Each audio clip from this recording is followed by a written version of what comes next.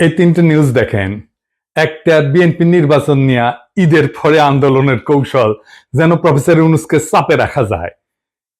ইন্ডিয়ার বক্তব্যে বাংলাদেশে অন্তর্ভুক্তিমূলক নির্বাচনের মধ্যে দিয়া সব বিষয়ের নিষ্পত্তি চায় ভারত, যেন বাংলাদেশ ভারতের একটা প্রদেশ। আর ওয়াকারের ডিসেম্বরের মধ্যে নির্বাচন হওয়া উচিত। মিল দেখতে পান? হ্যাঁ, মিল হচ্ছে এদের মধ্যে একটা কমন জিনিস, ডিসেম্বরের মধ্যেই নির্বাচন।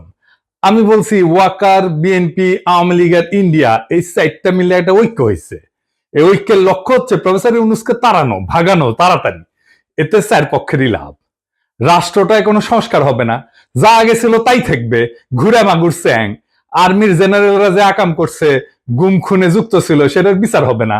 জুলাই আগস্ট বিপ্লবে ওয়াকারের আর্মি গুলি করে মানুষ মারিছে। গতকালই নেত্র নিউজে একটা রিপোর্ট আসছে, 5ই আগস্ট সকালে আর্মি টার্গেট কইরা মাথায় গুলি কইরা মানুষ মারছে, টার্গেট কইরা, বিনা উস্কানিতে। এই যে এটা দেখে নিয়েন, খুব ভালো রিপোর্ট করছে এটা।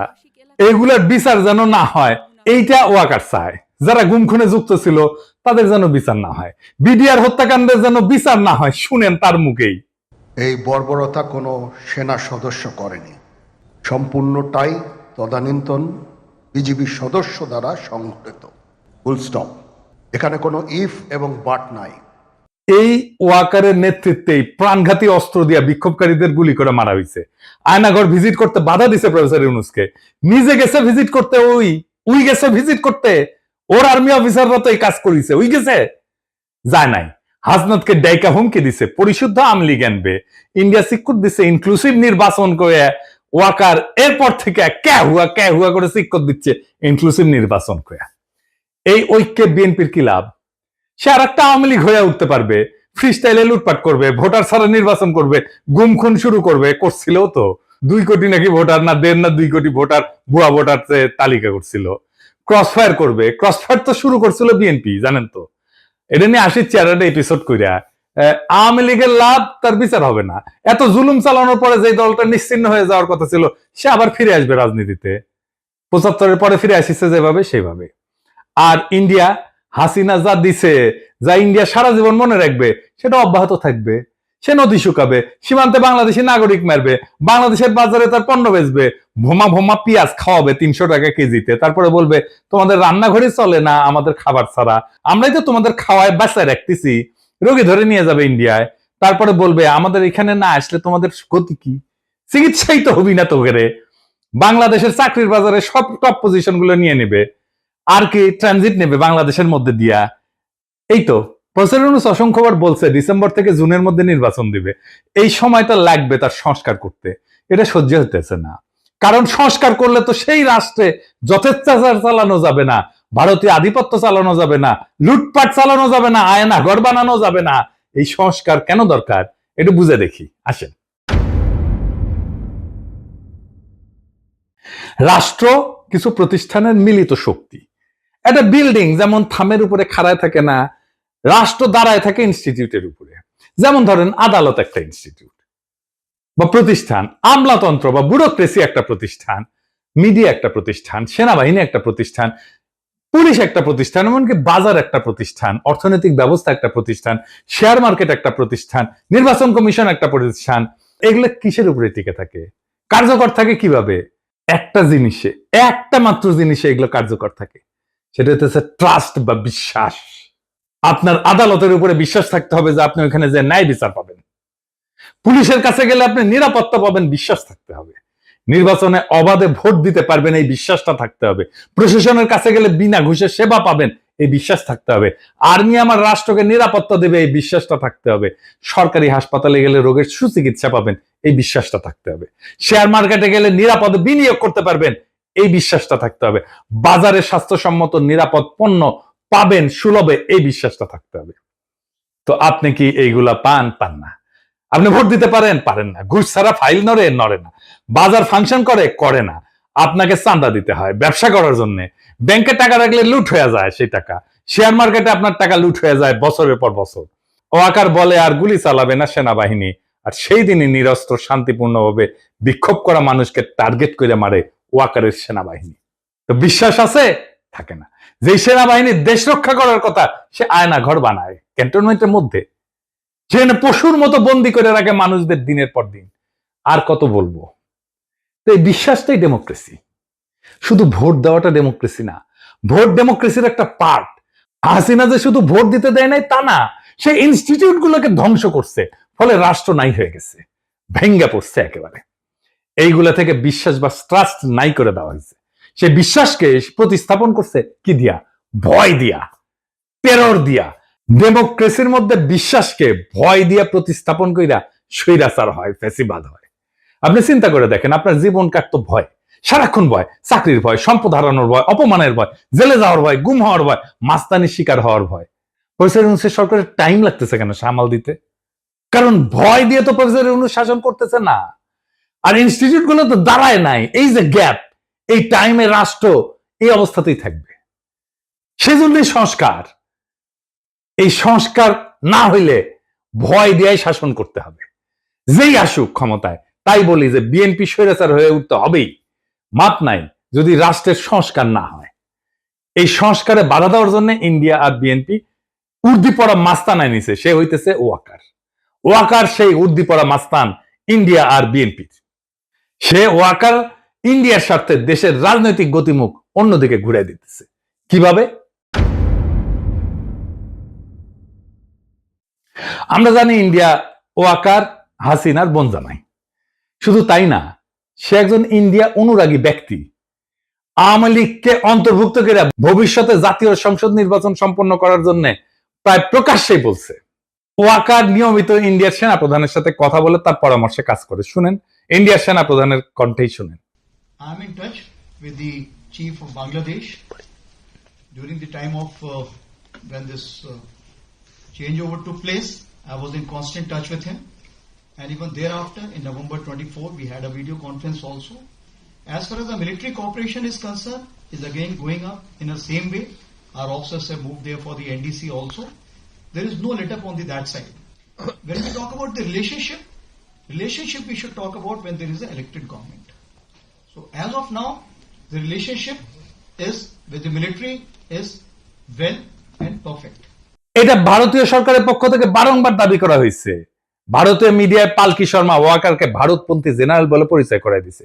শুনেন। But the army chief is against it. He is seen as a pro-India officer.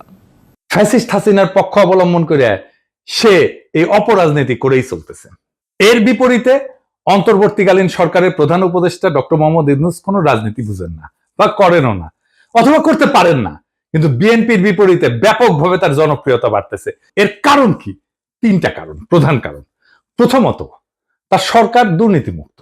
তিনি খুনি হাসিনার আমলে যেভাবে বাংলাদেশকে লুটপাট করে দেউলিয়া করে ফেলা হয়েছে তা শক্ত হাতে বিচার করতে চান। দ্বিতীয়ত, দেশবাসীর সকল মৌলিক মানবিক এবং রাজনৈতিক অধিকার ছিনায় নেওয়ার অপরাধে তিনি ফ্যাসিস্ট হাসিনার আওয়ামী লীগে শক্ত হাতে শাস্তি দিতে চান। 3 নাম্বার, বাংলাদেশ স্বাধীন হওয়ার পরে গত 53 বছর ধরে এদেশের ভাগ্য নিয়ে ইন্ডিয়া যেভাবে সিনেমিনি খেলছে এবং দীর্ঘ 15 বছর ফ্যাসিবাদী দুঃশাসনকে সমর্থন দিয়ে তারা বাংলাদেশকে যেভাবে ভুগাইছে, তাতে তিনি ক্ষুব্ধ এবং ক্রুদ্ধ। দেশবাসীকে বোকা ভাবার কোনো কারণ নাই। মানুষ বোঝে কেন আজ অধ্যাপক মোহাম্মদ ইউনূসকে সমর্থন করতে হবে। অভিন্ন কারণে সশস্ত্র বাহিনীর 95% সদস্য বুঝে এই অন্তর্বর্তীকালীন সরকারের প্রধান উপদেষ্টার পেছনে কেন একজোট হয়ে দাঁড়াইতে হবে। কারণ এটা বাংলাদেশের স্বাধীন অস্তিত্ব এবং সার্বভৌমত্বের প্রশ্ন। স্বাধীন সত্তা নিয়ে ইন্ডিয়ার মুখোমুখি দাঁড়ায় আপন দেশের জনগণের স্বার্থে রাষ্ট্র পরিচালনার বিষয়। আর সেই দেশবাসীরা যখন দাঁড়ায় যায়, তখন জেনারেল ওয়াকার সহ অল্প কিছু কর্মকর্তা ভিন্ন কিছু করার সুযোগ হারায় যায়। গত পরশুদিন বুধবার ঢাকা সেনানিবাসের সেনা প্রাঙ্গণে অফিসার্স অ্যাড্রেসে সেনা প্রধানের দেওয়া বক্তব্য বইলা গণমাধ্যম এবং সামাজিক মাধ্যমে যা প্রচার করা হয়েছে তা বিশ্লেষণ করলে 3টা সত্য উদ্ঘাটিত হয়। কি কি? 1 নাম্বার, ফ্যাসিবাদী দল আওয়ামী লীগের কার্যক্রম নিষিদ্ধ হওয়ায় জেনারেল ওয়াকার সহ তার ঘনিষ্ঠ সহযোগীদের ছোট্ট গ্রুপটা খুবই বিক্ষুব্ধ হয়ে পড়ছে। কোনো কারণ না থাকার পরেও এই ক্ষুদ্র গোষ্ঠীটি বিচারের মুখোমুখি হওয়ার ভয়ে বা চাকরি হারানোর ঝুঁকিতে ক্লান্ত, হতাশ এবং কাতর হয়ে পড়ছে। দ্বিতীয়ত, সেই কারণে তারা অন্তর্বর্তীকালীন সরকারের সংস্কার কার্যক্রম, রোহিঙ্গা প্রত্যাবর্ষণের লক্ষ্যে গৃহীত পদক্ষেপ এবং জুলাই ঘোষণা এবং প্রোক্লেমেশনকে বাধাগ্রস্ত করার উদ্যোগ নিছে। তৃতীয়ত, সরাসরি জাতীয় স্বার্থের বিরুদ্ধে অবস্থান নিয়ে এই গোষ্ঠীটি শত্রুভাবাপন্ন ইন্ডিয়ার স্বার্থকে অগ্রাধিকার দিচ্ছে। প্রতিবেশী এই দেশটার পক্ষ নিয়ে তাদের এজেন্ট হিসেবে বাংলাদেশ বিরোধী কার্যক্রমে লিপ্ত জনধিকৃত ফ্যাসিস্ট দলটিকে সঙ্গে নিয়ে সকল দলের অংশগ্রহণের মধ্য দিয়া অন্তর্ভুক্তিমূলক জাতীয় সংসদ নির্বাচনের তত্ত্ব হাজির কইরা প্রধান উপদেষ্টার উপর চাপ সৃষ্টি করতেছে। জাতীয় স্বার্থ বিরোধী অন্তর্ঘাতমূলক অপকর্মে জড়িত জেনারেল ওয়াকার চক্র ইন্ডিয়ার পাশাপাশি বিএনপিকে তাদের সাথে যুক্ত করতে পারছে। লক্ষ্য করলে দেখবেন, একদিকে ইন্ডিয়া একের পর এক বাংলাদেশের স্বার্থ বিরোধী নানান ব্যবস্থা নিচ্ছে, অন্যদিকে বিএনপি দেশব্যাপী অস্থিতিশীলতা সৃষ্টি করার লক্ষ্যে লাগাতার ভাবে নানা ক্ষতিকর কর্মসূচি দিয়ে যাচ্ছে। সেনাপ্রধান, ইন্ডিয়া এবং বিএনপির মধ্যে আজ যে রাজনৈতিক সমঝোতা গড়ে উঠছে, এইটা তার ইঙ্গিত বা প্রমাণ।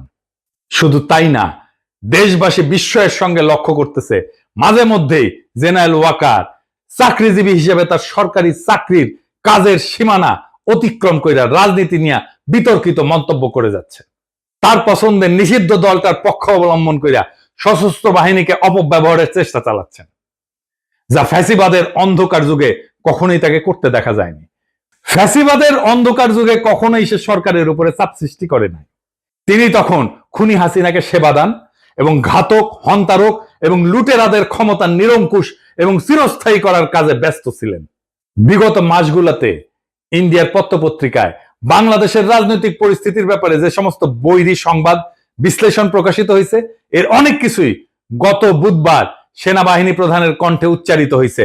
এতে বাংলাদেশ রাষ্ট্র, অন্তর্বর্তীকালীন সরকার এবং জুলাই গণ অভ্যুত্থানের প্রতি তার আনুগত্য নিয়ে দেশবাসীর মনে গভীর প্রশ্ন সৃষ্টি হয়েছে। এতে আমরা শঙ্কিত, হতাশ এবং বিক্ষুব্ধ। উদ্ভূত পরিস্থিতিতে আমরা অন্তর্বর্তীকালীন সরকারের প্রধান উপদেষ্টা অধ্যাপক মোহাম্মদ ইউনূসের কাছে দাবি জানাচ্ছি, গত বুধবার সেনা কর্মকর্তাদের উদ্দেশ্যে দেওয়া সেনা প্রধান জেনারেল ওয়াকারুজ্জামানের বক্তব্য অতি সত্বর রেডিও, টেলিভিশন সহ গণমাধ্যমে প্রকাশ করুন। অফিসারদের উদ্দেশ্যে দেওয়া বক্তৃতায় তিনি কি বার্তা দিচ্ছেন এবং কোন প্রশ্নের কি জবাবে কি বলছেন, এর ধারণকৃত বিবরণ, রেকর্ডেড অ্যাকাউন্ট দেশবাসী শুনতে চায়। আর আপনারা জানেন, প্রফেসর ইউনূস বিএনপির চাপ আর ওয়াকারের বেদ্যুপিতে পদত্যাগের সিদ্ধান্ত নিয়েছেন। এর দায় ওয়াকার এবং বিএনপির। এখন করণীয় কি? ওয়াকার আর বিএনপিকে আমি একটা থিওরিটিক্যাল অবস্থার কথা বলি। প্রফেসর ইউনূস যদি জাতির উদ্দেশ্যে ভাষণ দেন আর ওইখানে যদি বলেন আমি একটা ভালো নির্বাচন দিতে চাইছিলাম প্রয়োজনীয় সংস্কারের পরে, আমি তারিখও বলছি, সামনের বছরের জানুয়ারি থেকে জুনের মধ্যে, যেন পরবর্তী সরকার ভালোভাবে দেশ চালাইতে পারে, সংস্কারটা সম্পূর্ণ হয়, রাষ্ট্রটা গড়ে ওঠে। কিন্তু ভারত সেনাপ্রধান এবং বিএনপি যৌথভাবে ডিসেম্বরের আগেই নির্বাচন চায়। আমি যেহেতু এর আগে করতে পারবো না, নির্বাচন দিতে প্রস্তুত হইতে পারবো না, আমি বিএনপি আর সেনাপ্রধানকে আরেকটা তত্ত্বাবধায়ক সরকার গঠন করতে আহ্বান জানাই। আমরা তাদের কাছে ক্ষমতা দিয়া আমাদের কাছে চলে যাব। প্রফেসর ইউনূসের নিয়োগ দেওয়া সবাই যদি একসাথে পদত্যাগ করে চলে যায়, নির্বাচন প্রধান, নির্বাচন কমিশনার, নির্বাচন কমিশনাররা সহ, আপনারা সামলাইতে পারবেন? পাবলিকের মাইল কিন্তু একটা মাটিতে পড়বে না। এরপর যদি জামাত আর এনসিপি নির্বাচনে না আসে কেমন হবে? নিজেরাই হাসিনা যেরকম হাত মারার নির্বাচন করেছিল, ওরকম হাত মারার নির্বাচন করতে হবে। আপনারা ডিসেম্বর কেন, এই মাসে নির্বাচন করে ফেলেন, দেরি হলে লেট হয়ে যাবে। নেন, ক্ষমতা নেন, এতই শখ নেন, নিজেরাই নেন। বাট আমির খসরু মাহমুদের প্রধান উপদেষ্টা বানান, দেখি উই নাকি কয়েক মাসের মধ্যে নির্বাচন করে দেবে, করুক না। মির্জা ফখরুলকে প্রধান নির্বাচন কমিশনার বানিয়ে দেন। একটা ভাঙা রাষ্ট্রকে গুছাইতে সময় লাগে, আর সেই সময়টা দিতেই চায় না যারা ভাঙার কারিগর। ওয়াকার, ইন্ডিয়া, বিএনপি, আওয়ামী লীগ চারজনে মিলা একটা অশুভ ঐক্য তৈরি করছে, যাতে রাষ্ট্রটা আর কখনো ঠিক না হয়, বিচার না হয়, সংস্কার না হয়, ইনস্টিটিউশন না দাঁড়ায়। ভয়টা থেকেই যায়, কারণ ভয় থাকলেই তারা শাসন করতে পারবে। কিন্তু ভয় আর বিশ্বাস, এই দুয়ের মধ্যে বেছে নিতে হবে বাংলাদেশকে, আমরা কোনটা চাই। প্রফেসর ইউনূস ভয় দিয়ে শাসন করতে চায় না, তাই তিনি বলছেন সংস্কার ছাড়া নির্বাচন মানে প্রতারণা। অথচ ওয়াকাররা বলতেছে ডিসেম্বরেই ভোট করো। কেন? কারণ জনগণ যদি একটু সময় পায়, যদি ইনস্টিটিউট দাঁড়ায় যায়, যদি মানুষ বুঝে পেলে তার অধিকার কি, তাহলে আর ভয় দিয়ে শাসন করা যাবে না। ওইখানেই তাদের ভয়। এই নির্বাচন মানে আরেকটা স্পিড ব্রেকার, যাতে ট্রাস্ট বা বিশ্বাস তৈরির কাজ থেমে যায়, জনগণের ক্ষমতা না বাড়ে। তাই বলছি, এখনই সময় তাদের এই অশুভ ঐক্যের বিরুদ্ধে জনগণের ঐক্য গড়ার। বিএনপি, আওয়ামী লীগ, ওয়াকার আর ভারতের এই অশুভ ঐক্য ভেঙে দিতে হবে। প্রফেসর ইউনূসকে সময় না দিলে এই রাষ্ট্রে শুধু সরকার বদলাবে, শাসন বদলাবে না, শুধু মুখ বদলাবে, হিংসা আর লুটপাটের কাঠামো থাকবে আগের মতোই। তাই প্রশ্ন একটাই, আপনি কি ভয় দিয়ে শাসিত হতে চান নাকি বিশ্বাসের উপরে দাঁড়ানো একটা স্বাধীন গণতান্ত্রিক রাষ্ট্র চান? উত্তর শুধু আপনার না, পুরো জাতির। এবং যদি জাতি ঠিক করে, তবে এই ডিসেম্বর তাদের ডিসেম্বর হবে না, আমাদের হবে। ইনকিলাব জিন্দাবাদ।